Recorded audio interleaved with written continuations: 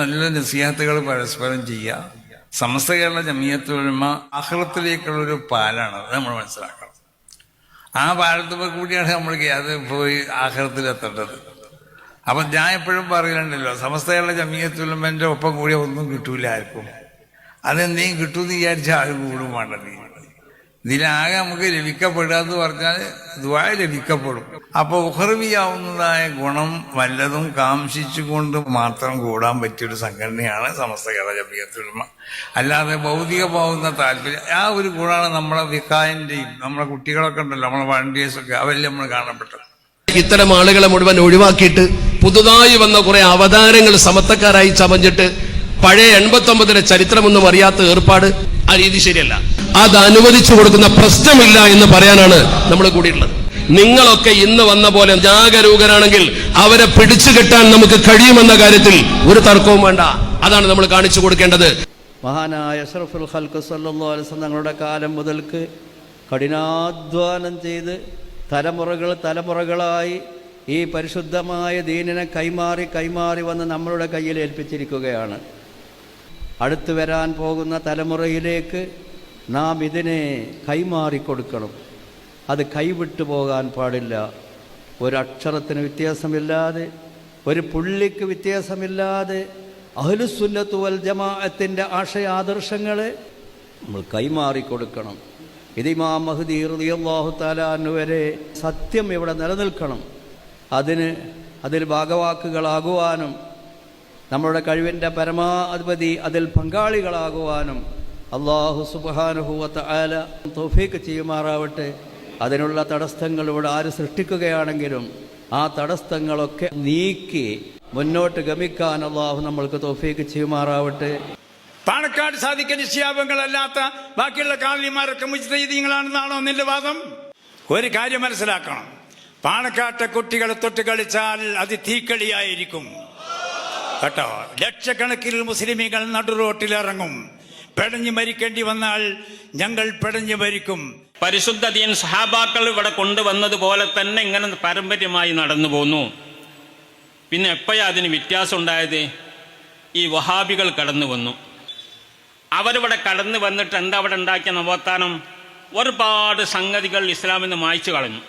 നിങ്ങൾ നോക്കൂ, ഈ തൊപ്പും തലകെട്ടിട്ട ഈ സദസ്സ് എന്തൊരു ഭംഗിയുള്ള സദസ്സാണ്, മലായിക്കത്തുകളുടെ സാന്നിധ്യമുള്ള സദസ്സാണ്. ഇതവർ മായ്ച്ചു കളഞ്ഞു. അവർ സദസ്സ് പോയി എങ്ങനെ കാണുമോ? ആദ്യം അവരെടുത്ത് നമ്മളെ തലകെട്ടെടുത്ത് കളഞ്ഞു, തൊപ്പിയെടുത്ത് കളഞ്ഞു. ഇതാണ് അവർ ചെയ്തിരിക്കുന്നത്. അങ്ങനെ അങ്ങോട്ട് തുടങ്ങിയിട്ട് ദുആന്റെ സദസ്സുകളുണ്ട് അവർക്ക്, അവരെടുത്ത് കളഞ്ഞു. എവിടെയെങ്കിലും മൗലിദിന്റെ സദസ്സുണ്ടോ? എടുത്തു കളഞ്ഞു. സിയാറത്തുകൾ ഉണ്ടോ? അങ്ങനെയുള്ള എല്ലാ നല്ല കാര്യങ്ങളും എടുത്തു കളഞ്ഞു. തറാവീഹ് 20 റക്അത്തുള്ളത് 8 ചുരുക്കി. ഇങ്ങനെ ദീനിൽ കുറെ ചുരുക്കങ്ങൾ വരുത്തി എന്നല്ലാതെ എന്താണ് അവരിവിടെ സ്ഥാപിച്ചത്? നവോത്ഥാനം എന്താ സ്ഥാപിച്ചത്? പിന്നെ ഇപ്പോ നടക്കുന്നു ആദർശ സമ്മേളനങ്ങൾ. സമസ്ത കേരള ജമിയത്തുൽ ഉലമയുടെ ആദർശം എന്ന് പറഞ്ഞാൽ എന്താ? വിദഈ പുത്തൻ പ്രസ്ഥാനങ്ങൾക്ക് എതിരായതാണ് നമ്മൾ ആദർശം. എന്നാൽ ഈ ആദർശ സമ്മേളനത്തിൽ ഒരക്ഷരം മുജാഹിദിനോ ജമാഅത്തിനോ അല്ലെങ്കിൽ വേറെ ഏതെങ്കിലും വിദഈ പ്രസ്ഥാനത്തിനോ എതിരെ ഒരക്ഷരം ആരും പറഞ്ഞിട്ടില്ല. പാണക്കാട് തങ്ങന്മാരെ സമസ്തയുടെ പേരിൽ കുത്താനും ചവിട്ടാനും മേലിൽ നിലകൊണ്ടാൽ ആ നിലകൊള്ളുന്നവരാരോ അവരെ നിലക്ക് നിർത്തും ഞങ്ങൾ. അതാ ഞങ്ങൾക്ക് പറയാനുള്ളത്, എനിക്ക് പറയാനുള്ളത്. അവരെ നിലക്ക് നിർത്തും. ഇനി കുറെ കാര്യങ്ങൾ ഞങ്ങൾക്ക് രഹസ്യമായി ചർച്ച ചെയ്യേണ്ടതുണ്ട്. ഇതെല്ലാം നിങ്ങളെ സ്വഭാവം. പോണ നായിന്റെ മോനെ അന്തസ് വർക്കാത്തന്നെ, പോണ നായിന്റെ മോനെ അന്തസ് വർക്കാത്തന്നെ. റബ്ബുൽ ആലമീനായ റബ്ബിന്റെ പൊരുത്തമാണ് നമ്മൾ ഉദ്ദേശിക്കുന്നത്. ഇസ്തിംദാദുൽ അബ്ദി റബ്ബഹു അല്ലെങ്കിൽ മിൻ റബ്ബിഹി, റബ്ബിൽ നിന്ന് മദദ് തേടിയും കൊണ്ടുള്ള ഈ പ്രവർത്തനങ്ങൾ മുഴുവനും അത് റബ്ബിനുള്ള ഇബാദത്തായി മാറുന്നു. നമ്മൾ ഇവിടെ പ്രസംഗിക്കുന്നത് ഇബാദത്താണ്, ഖുർബത്താണ്. നിങ്ങൾ ഇവിടെ ഇരിക്കുന്നത് ഖുർബത്താണ്. എന്തേ കാരണം? ഇതിന്റെ ഉള്ളിലൊക്കെ നിങ്ങൾക്കൊരു ഉൾവിളിയുണ്ട്. പടച്ചവനെ, നിന്റെ ദീന് പഠിക്കാനാണ് ഞാൻ ഇവിടെ ഇരിക്കുന്നത്, നിന്റെ പൊരുത്തത്തിന് വേണ്ടിയാണ് ഞാൻ ഇവിടെ ഇരിക്കുന്നത്, നീ ഇതൊക്കെ കബൂൽ ചെയ്യണേ, ഇതൊക്കെ നിന്റെ പൊരുത്തത്തിലാക്കണേ എന്ന ഒരു ഉൾവിളി ഇവിടെ നിങ്ങൾ ഇരിക്കുമ്പോഴും ഒക്കെ നിങ്ങൾക്കുണ്ട്. അതുകൊണ്ട് ഇതൊക്കെ ഇബാദത്തായി മാറി. താൻ മുശാവറ മെമ്പർ ആവാനും യോഗ്യനല്ല എന്ന് ഈ സമൂഹം പ്രഖ്യാപിക്കാൻ പോവുകയാണ്, ഈ സമൂഹം തീരുമാനിക്കാൻ പോവുകയാണ്. വിട്ടുവീഴ്ചയുടെ പ്രശ്നമില്ല, കാര്യത്തിൽ വിട്ടുവീഴ്ചയുടെ പ്രശ്നമില്ല. സമസ്തന്റെ കീഴിൽ നിൽക്കുമ്പോൾ സമസ്തയായിട്ട് അടിയുറച്ച് ആശയാദർശത്തിൽ നിലനിൽക്കാൻ സാധിക്കണം.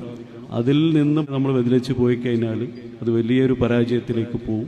സമസ്തയുടെ ലക്ഷ്യവും അതുപോലെ തന്നെ സമസ്ത നമുക്ക് മുന്നിൽ വെക്കുന്നത് ആത്മീയമായിട്ടും അതുപോലെ തന്നെ സുന്നത്ത് ജമാഅത്തിൽ ഉറച്ചു നിന്നുകൊണ്ടുള്ള വിധേയ പ്രസ്ഥാനങ്ങളെ തിരിച്ചറിഞ്ഞുകൊണ്ട് അവരോടുള്ളൊരു ഫൈറ്റാണ്. നമ്മൾ 100% എല്ലാവരും സമസ്തയാവാൻ ശ്രമിക്കുക. ആത്മീയമായിട്ട് നമുക്ക് അള്ളാഹുവിലേക്ക് നമ്മുടെ വിജയിക്കാനുള്ള വിജയപാത അത് സമസ്ത മാത്രമാണ്, അത് സുന്നത്ത് ജമാഅത്താണ്. അതിൽ അടിയുറച്ച് നമ്മൾ നിൽക്കേണ്ടതുണ്ട്. നമുക്ക് ആഖിറമാണ്. ജമാഅത്തിന് നമ്മൾ സുബൈക്കും അതുപോലെ തന്നെ മഗ്‌രിബിനൊക്കെ കുട്ടികൾ ചിലപ്പോൾ അസർക്ക് ആളുകൾ കുറവായിരിക്കും. അപ്പോൾ ജമാഅത്തിന് പള്ളികൾ ആളെ നമ്മൾ പരമാവധി പള്ളിയിലേക്ക് എത്തിക്കാനുള്ള ശ്രമങ്ങൾ നടത്തണം. അങ്ങനെ അച്ചാരം വാങ്ങിയിട്ടാണ് പടിയെടുക്കുന്നതെങ്കിൽ തിരിച്ചറിയാൻ ഞങ്ങൾക്ക് കഴിയും. എങ്കിൽ ആ അച്ചാരം തിരിച്ചു കൊടുത്തിട്ടേ നിങ്ങളെ സമാധാനത്തോടെ ഉറക്കുകയുള്ളൂ. ആദർശം അമാനത്താണ് എന്ന ഒരു ക്യാമ്പയിൻ ഇന്നിവിടെ തുടക്കം കുറിച്ചിരിക്കുകയാണല്ലോ. ബിദ്അത്തിന്റെ ഗൗരവം എന്താണ് ഇന്ന് ഏറെ ചർച്ച ചെയ്യേണ്ട വിഷയമാണ്. ഇന്നത് നിസ്സാരവൽക്കരിക്കപ്പെട്ടുകൊണ്ടിരിക്കുന്ന ഒരു കാലഘട്ടമാണ്. ബിദ്അത്ത് എന്നാൽ എന്താണ്?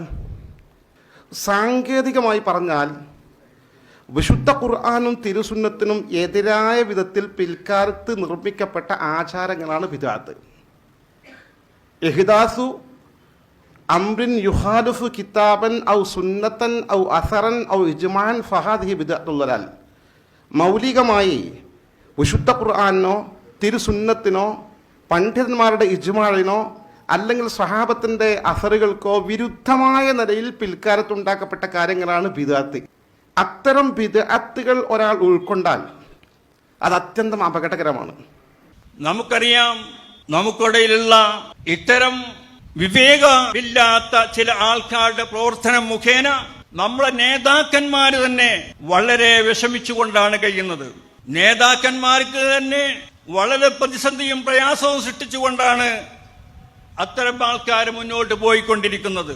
ഒരു കാര്യം ഉറപ്പാണ്, ഈ മഹത്തായ സംഘടനക്കുള്ളിൽ വന്നുകൊണ്ട് ഇത്തരം കുത്തിത്തിരിപ്പുകൾ ഉണ്ടാക്കി സമൂഹത്തെ രണ്ട് തട്ടിലാക്കാൻ വേണ്ടി ആരെങ്കിലും ഒരുങ്ങി പുറപ്പെട്ടിട്ടുണ്ടെങ്കിൽ, ആരുടെയെങ്കിലും കയ്യിൽ നിന്ന് അച്ചാരം വാങ്ങിയിട്ട് ആരെങ്കിലും ശ്രമിക്കുന്നുണ്ടെങ്കിൽ ആ ശ്രമം ഇവിടെ വിഴപ്പോകുകയില്ല. ഭൂമിയിലെ മനുഷ്യന്, അള്ളാഹു ഇഷ്ടപ്പെടുന്ന മനുഷ്യന്, അവന് വഹീ മുഖേന ദിവ്യ സന്ദേശം കൊടുക്കാനുള്ള ഒരു പാകത ഈ പ്രകൃതിയിലുണ്ട് എന്ന് നമ്മൾ സമ്മതിച്ചാൽ സ്വാഭാവികമായി അത് മുഖേന സ്ഥാപിതമാകുന്നത് അഹ്ലുസുന്ന വൽ ജമാഅത്തിന്റെ ആദർശമാണ്. എന്തുകൊണ്ട്?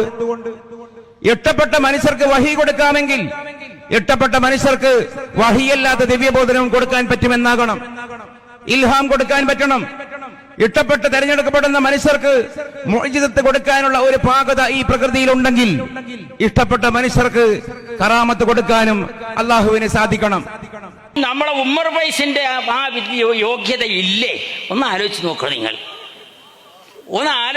നിങ്ങൾ. ഈ ഉമ്മർ ഫൈസിന്റെ യോഗ്യത ഇവർക്ക് ആർക്കും കിട്ടിയിട്ടില്ലേ? എന്താണ് ഇപ്പൊ ഈ പറയുന്നത്?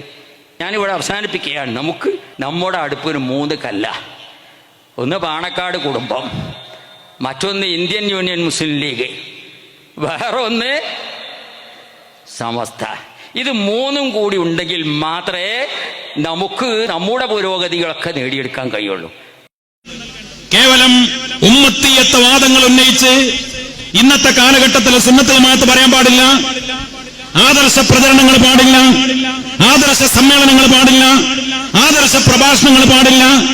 അങ്ങനെയുള്ള വേദികളിൽ ജമാഅത്തെ ഇസ്ലാമിയെ പറയരുത്, മുജാഹിദിനെ പറയരുത്, വഹാബിസത്തെ പറയരുത് എന്ന് പറഞ്ഞ് ഉമ്മത്തിയത്ത് പഠിപ്പിക്കാൻ വരുന്നവരോട് നെഞ്ചത്ത് കൈവച്ചുകൊണ്ട് നിങ്ങളും ചിന്തിക്കണം. നമ്മളെ സിറാത്തുൽ മുസ്തഖീമിന്റെ ആളുകളാണെങ്കിൽ നമ്മൾ പരലോകത്ത് വിജയിക്കണമെന്ന് ആഗ്രഹിക്കുന്ന ആളുകളാണെങ്കിൽ അഹ്ലുസുന്നത്ത് വൽ ജമാഅ എന്ന ആത്മീയ വഴി, മഹാന്മാരുടെ വഴി, അതിന് തന്നെയായിരിക്കണം ഒന്നാം സ്ഥാനം നൽകേണ്ടത്. അതിനപ്പുറത്ത് സകല വൃത്തികേടുകളും ചെയ്യുന്ന, വൃത്തികെട്ട വിശ്വാസങ്ങൾ പ്രചരിപ്പിക്കുന്ന ബിദ്അത്തുകാരോട് രാജിയായി പോകാൻ സമസ്ത കേരള ജംഇയ്യത്തുൽ ഉലമയുടെ പ്രവർത്തകരെ സംബന്ധിച്ചിടത്തോളം സാധ്യമല്ല. ഞങ്ങൾ എടവണ്ണപ്പാറയിലെ ഒരു സമ്മേളനം നടത്തി. അന്നൊരു പ്രമേയവും എടുത്തു.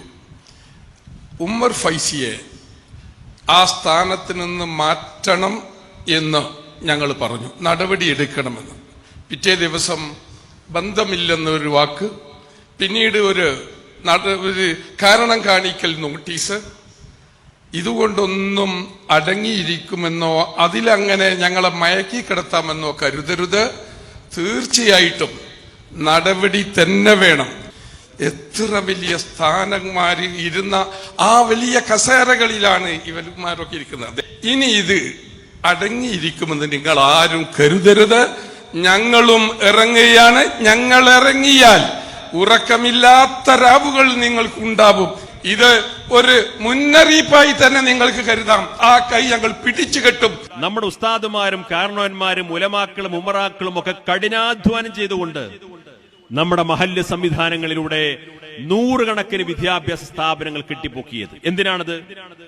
മതബോധമുള്ള, ആവശ്യത്തിന് ഭൗതിക വിദ്യാഭ്യാസമുള്ള ഒരു തലമുറയെ നമ്മുടെ നാട്ടിൽ വളർത്തിക്കൊണ്ടുവരണമെന്ന താല്പര്യത്തിലേക്ക് നമ്മുടെ സമുദായം മുന്നോട്ട് വരാനുള്ള പ്രധാനപ്പെട്ട കാരണം എന്താണ്? പരിശുദ്ധമായ ദീനിനെ അതിന്റെ യഥാർത്ഥ സ്രോതസ് നിന്ന് പഠിച്ചുകൊണ്ട്, പരിശീലിച്ചുകൊണ്ട്, തർബിയത്ത് ലഭ്യമാക്കിക്കൊണ്ട് ഒരു യഥാർത്ഥ മുസ്ലിം ഉമ്മത്ത് ഈ സമൂഹത്തിൽ തലമുറകൾ മാറി മാറി വന്നാലും നിലനിൽക്കണം എന്ന താല്പര്യത്തിന്റെ ഭാഗമാണ്. ആ തങ്ങളെ കോഴിക്കോട്ടുകാർക്ക് അറിയാം. ആ തങ്ങളെ നിയന്ത്രിക്കുന്ന OP അഷ്റഫുമാരെ അറിയാം. ഇനി ഒന്നേ പറയാനുള്ളൂ, ഇനിയും ഇതുപോലുള്ള പാണക്കാട് തങ്ങന്മാർക്കെതിരെ ഇതുപോലുള്ള ജൽപ്പനങ്ങൾ നടത്തിയാൽ ഇനി കൈകാര്യം ചെയ്യുന്നത് വേറെ രീതിയിലായിരിക്കുമെന്ന്